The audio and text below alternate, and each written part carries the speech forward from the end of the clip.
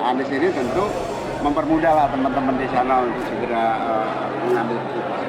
Jadi alasan Anda tidak menjadi cawapresnya Pak Prabowo atau tidak kunjung dipilih menjadi cawapresnya Pak Prabowo itu alasan Anda? Dalam kapasitasnya sebagai capres, berikut capres dan cawapres yang telah selesai. Anies Baswedan sebagai calon presiden dan cawapresnya silakan nanti Anda memutuskan, tiba-tiba ke yang lain, kan kami harus ambil putusan, sikap. Di sini, tanggal 25 Agustus 2023, berarti seminggu yang lalu, Pak Anies duduk di sini. Bang, laporin siapa sih Bang ke sini Bang? Demokrat. Bisa siapa tuh Bang? Siapa Bang? MPA, Majelis Tinggi MPA. Inisial Bang, inisial. Inisial Bang. Iya. Inisialnya susah, masalahnya dipanggilnya juga begitu kan. SBY berarti. Nah, kalau ditanya mana yang salah dan bohong sampai mau diadukan, saya juga bingung yang mana. Jangan-jangan yang mau diadukan tuh nggak ada juga. Nggak main tadi karena memang nggak boleh ketua umum menyampaikan pelaporan itu. Saya tadinya secara pribadi mendengar apa yang disampaikan Pak SBY, terketuk hati saya loh. Kenapa kok Pak SBY mengatakan yang tidak sebenarnya? Sama-sama mendengar, termasuk Pak Saroni, dalam beberapa momentum dia selalu kaget. Loh saya di situ kok, bukan begitu omongannya.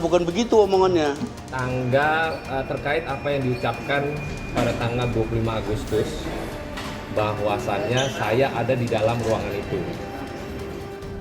Dengan didampingi tim 8, AHY memang tidak selalu hadir. Anies menyampaikan kepada saya, didengar oleh semua, bahwa awal September ini, berarti hari-hari sekarang ini, akan mendeklarasikan koalisi ini dalam. SBY sindir Anies Baswedan, sekarang tak amanah, bagaimana nanti? Ketua Majelis Tinggi Partai Demokrat Susilo Bambang Yudhoyono menyebut Anies Baswedan tidak bersifat syidik atau jujur dan amanah. Hal ini diungkapkan SBY menyikapi manuver Partai Nasdem dan Anies Baswedan yang akan menggandeng Muhaimin Iskandar sebagai bakal cawapresnya pada Pilpres 2024. Anies adalah bakal capres dari Koalisi Perubahan untuk Persatuan yang didukung Partai Nasdem, PKS, dan Partai Demokrat. Sementara Caimin adalah Ketua Umum DPP PKB yang membentuk Koalisi Kebangkitan Indonesia Raya atau KKIR bersama Partai Gerindra dengan mengusung Prabowo Subianto sebagai bakal capres. Jadi satu adalah faktor pemenangan pemilu. Yang kedua adalah bekerja bersama di dalam membangun pemerintahan. Nah, setelah selesai deklarasi, Saroni bilang, gue mau lapor ini nggak benar nih, ini kebohongan publik ini. Caimin kan menterinya Pak SBY. Tentu ketika dia dilamar untuk menjadi calon, alangkah idealnya dia telepon Pak SBY. Anies AHY akan dideklarasikan awal September. Omongan itu saya katakan nggak ada. Sekarang karena ketua umum tadi pas mau turun perintahnya nggak boleh, saya nggak jadilah. Pidato yang diungkapkan oleh Ketua Majelis Tinggi Partai Demokrat di televisi itu menurut Saroni yang hadir dalam pertemuan di Cikeas hadir penuh dari awal sampai akhir, menurut dia ada poin-poin yang mengandung kebohongan publik. Kan begitu. Seandainya pun dilaporkan, kami siap. Tapi kami pastikan tidak ada yang harus dilaporkan. Jadi apa yang disampaikan Pak SBY sebenarnya itu adalah bohong belaka. Baru kemudian kalau ada perbedaan, kenapa tidak Pak Caimin menjadi mediator di antara? Tapi saya mesti klarifikasi, karena saya di dalam ruangan itu selama 2 jam menerima cerita tentang proses Pak SBY waktu 2004. Jadi gitu teman-teman, saya mengklarifikasi. Karena perintah ketua umum tidak boleh melaporkan, saya urungkan niat untuk tidak jadi melaporkan Pak SBY. Yang disampaikan itu, inisiatif ini sudah sepengetahuan Pak Lurah. Semua gerakan, manuver, proses politik yang seperti ini penuh dengan hingar-bingar. Dan realitanya Bapak Presiden ya tidak tahu menau gitu. PKB tidak memberitahu, Pak Surya Paloh saat jumpa kemarin juga tidak memberitahu. Ya pertemuan biasa. Iya memang bertemu, pertemuan biasa.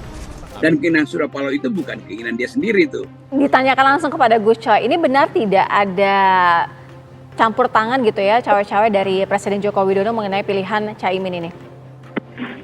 Memang publik ragu atas independensinya Pak Surya Paloh.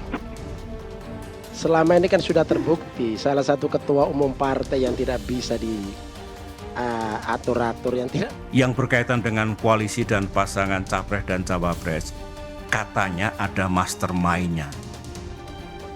Kami di istana tidak mencampuri urusan pencapresan, pencawapresan sama sekali. Pak Presiden juga tidak mencampuri itu.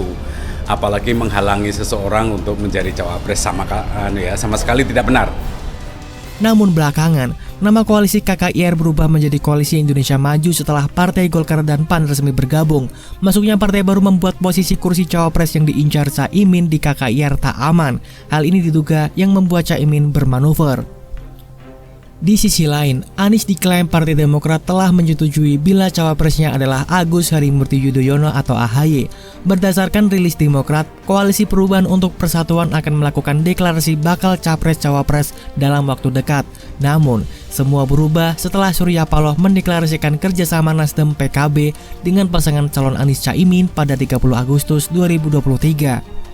Karena itu, SBY merasa keduanya tidak jujur dan tak amanah sebab mengingkari apa yang sudah disepakati dan dinilai tidak mempunyai komitmen.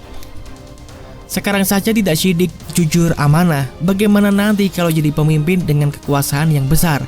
Ya mau diapakan? Ucap SBY di CKS Bogor, Jawa Barat.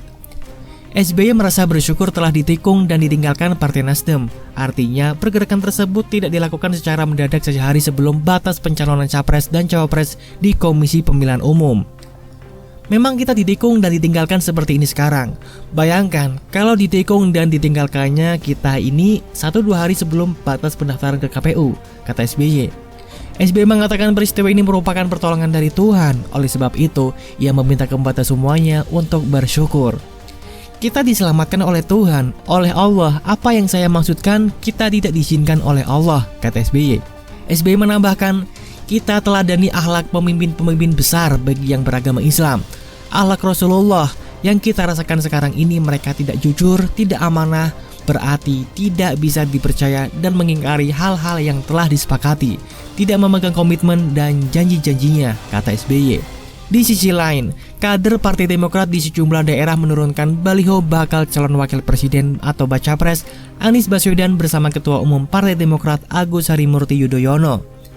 Pencopotan baliho ini terjadi setelah Anies dikabarkan memilih Ketua Umum Partai Kebangkitan Bangsa atau PKB Muhaimin Iskandar atau Caimin sebagai bakal cawapresnya. Pemilihan tersebut dikabarkan tanpa adanya persetujuan dengan Koalisi Perubahan untuk Persatuan KPP, yakni Partai Demokrat dan Partai Keadilan Sejahtera. Kami tidak pernah keluar, mereka yang pergi, sorak sejumlah Partai Demokrat Provinsi Aceh sambil mencopot baliho tersebut. Selain di Aceh, kader Partai Demokrat juga mencopot baliho Anies Baswedan bersama AHY di Kota Sangatta, Kalimantan Timur pada Kamis malam. Koordinator juru bicara Partai Demokrat Herzaki Mahendra Putra membenarkan kabar pencopotan baliho bergambar Anies Baswedan AHY.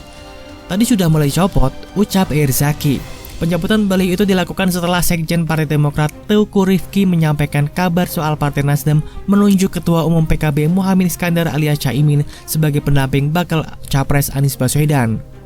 Demokrat menyesalkan keputusan sepihak Partai Nasdem dan Anies. Keputusan tersebut tidak disampaikan langsung kepada pemimpin tertinggi PKS dan Demokrat, melainkan mengutus Sudirman Said selaku juru bicara tim Anies. Persetujuan ini dilakukan secara sepihak atas inisiatif Ketua Umum Nasdem Surya Paloh, kata Rifki. Partai Demokrat juga telah mengonfirmasi kabar tersebut kepada Anies langsung.